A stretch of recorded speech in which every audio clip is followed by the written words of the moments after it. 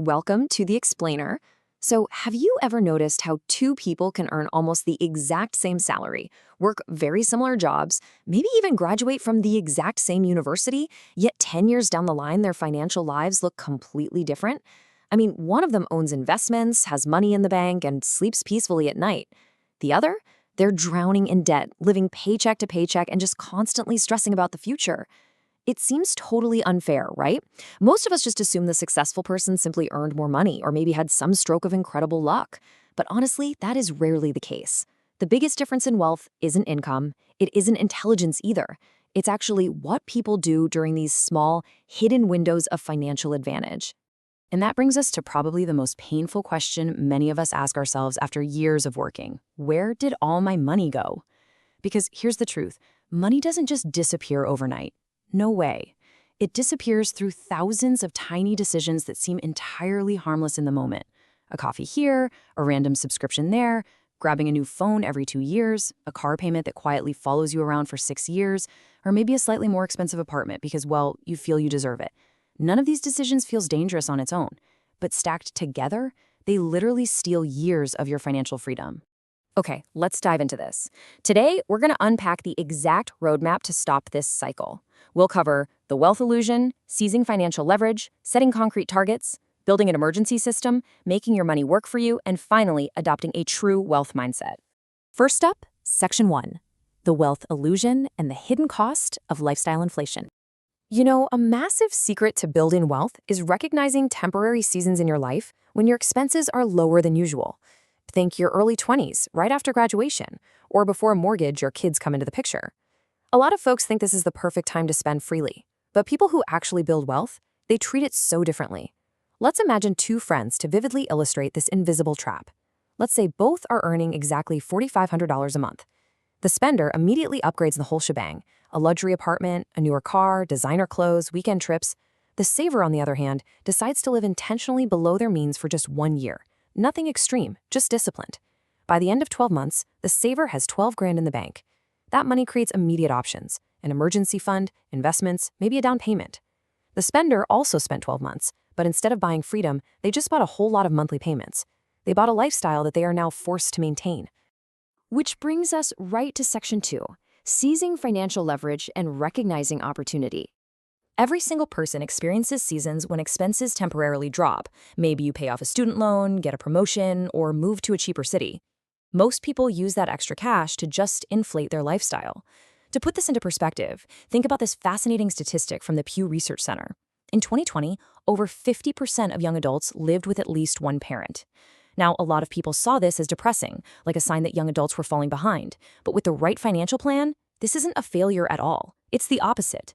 Lower living expenses represent a massive, once-in-a-lifetime opportunity for real financial leverage. And this brilliantly illustrates our first major rule for building wealth. Financially successful people increase their assets before they increase their lifestyle. It's all about recognizing an opportunity before it completely disappears. So whether you're living at home, you get an unexpected bonus, or you finally finish paying off your car, that temporary extra cash flow, that is your leverage. You've got to use it to buy assets, not higher expenses. So how do we actually pull that off? Let's get into Section 3, setting concrete financial targets, wishes versus roadmaps. If I asked you where you want to be financially in 5 years, you might say, well, I want more money or I want less debt. But honestly, those aren't goals. Those are just wishes. And vague wishes fail because your brain has absolutely nothing concrete to work toward. Think about it like a GPS. Imagine getting into your car and just typing somewhere nice into the navigation system. You are never going to arrive anywhere. Money works the exact same way. Vague wishes just keep you wandering around, making emotional decisions. But a concrete target, like saving exactly $10,000 for a down payment, acts like a precise destination. It forces intentionality. You stop just hoping life gets better, and you actually build a roadmap. Let's look at how successful people break this down. If your target is to save $12,000 in a year, the challenge suddenly becomes super clear. It's $1,000 a month, that's $250 a week, or roughly $33 a day. Now you can sit down and ask yourself, realistically, can I actually do this with my current income? And if the math doesn't work, here's the secret. Successful people do not quit. Absolutely not. They just recalculate the timeline. Maybe it takes 18 months instead of 12. A slower plan is still infinitely better than having no plan at all. But there's a catch here.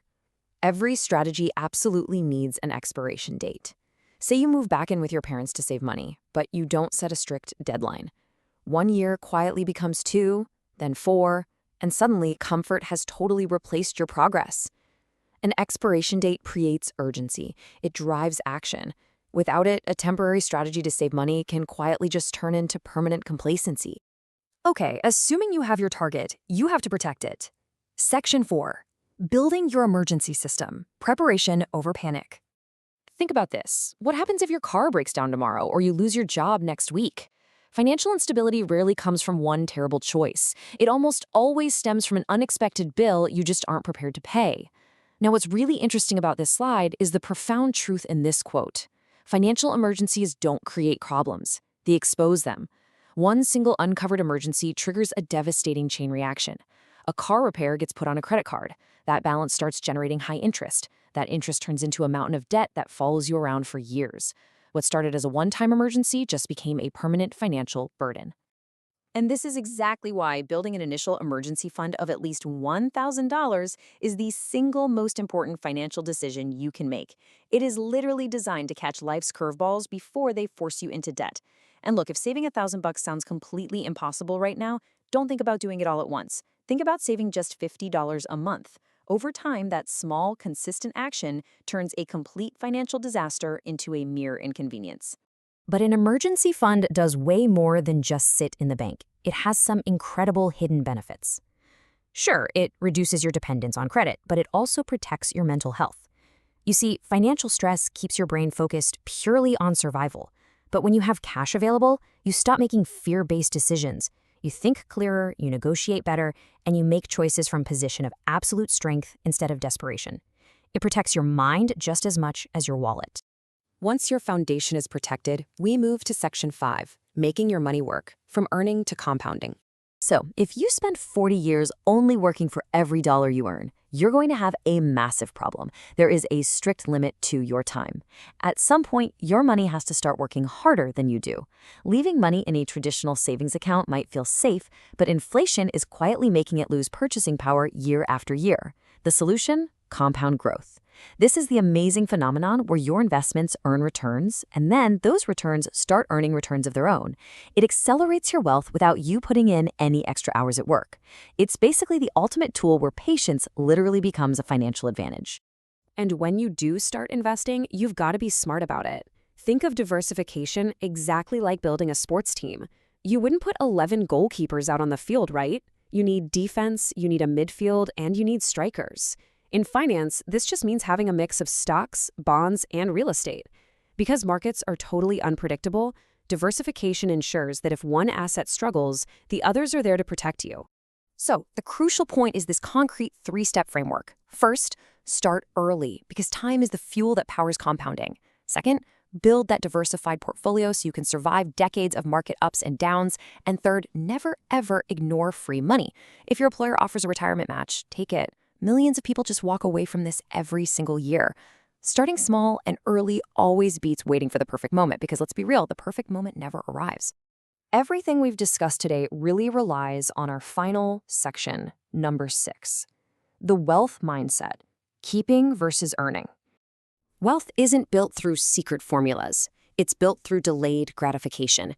It's not just about earning more money, it's about keeping what you earn.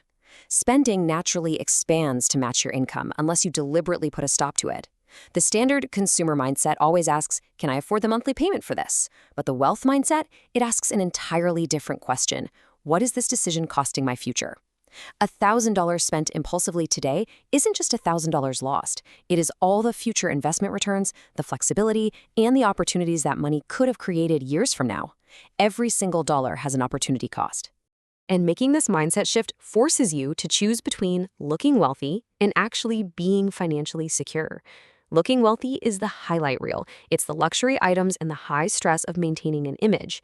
True financial confidence is often completely invisible. It's built on years of quiet sacrifice, savings, and discipline that don't make it onto a flashy social media feed, but man, they give you profound peace of mind. So as we wrap up this explainer, here is the ultimate challenge based on the source material we've covered today. Don't try to change your entire financial life this week. That's too much. Just look at these options and pick one single habit to implement today. Automate your savings, review your budget, start that $50 a month emergency fund, bump up your retirement contribution, or just start tracking your progress. Small actions repeated consistently will always outperform big promises that never happen. Because at the end of the day, financial freedom isn't the ability to buy every single luxury item you want. The ultimate luxury is waking up every morning knowing that money no longer controls your decisions. It gives you options, it gives you confidence, and it gives you peace. So stop chasing money, start building your systems, and buy yourself the ultimate prize, the freedom to choose. Thanks for joining us, and we'll see you next time.